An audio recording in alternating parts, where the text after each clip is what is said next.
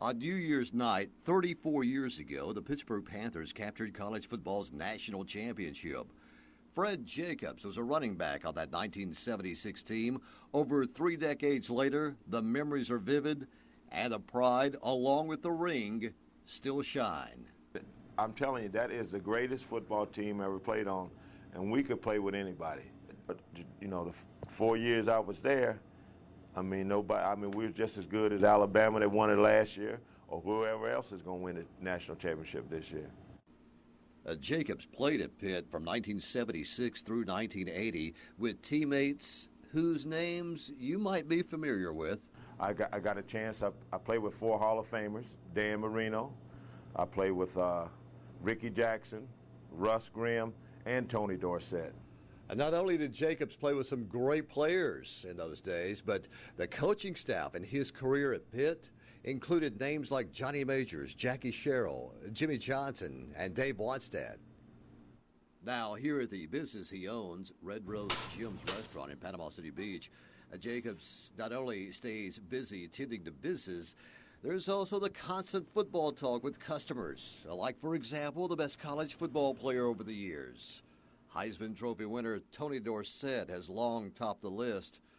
Now there's another name. That Cam Newton,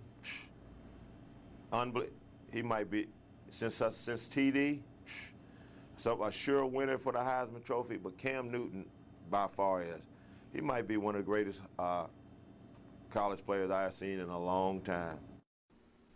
In Panama City Beach, Greg Sherrod, News 13. How did that feel that you were fortunate to play under coaches, that kind of coaching staff? Right. Johnny Majors, he is the ultimate. If you want to say head coach, that's him.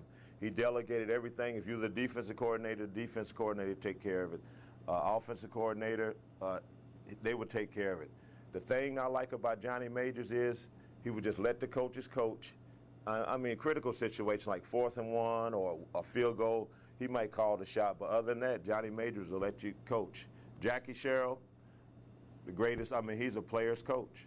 And then we had Jimmy Johnson. Me and him, had a pretty good relationship. I really like Jimmy Johnson. And Dave Wannstedt he was there too. Yeah, Foge Fangio.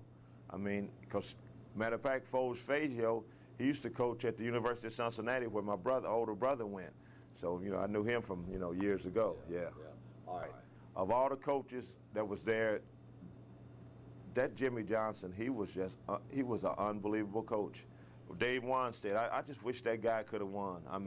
Because he was with Jimmy Johnson. They go down to Miami, win championships. They go to Dallas and win championships. But when he became head coach, he just couldn't get it done. He couldn't get it done.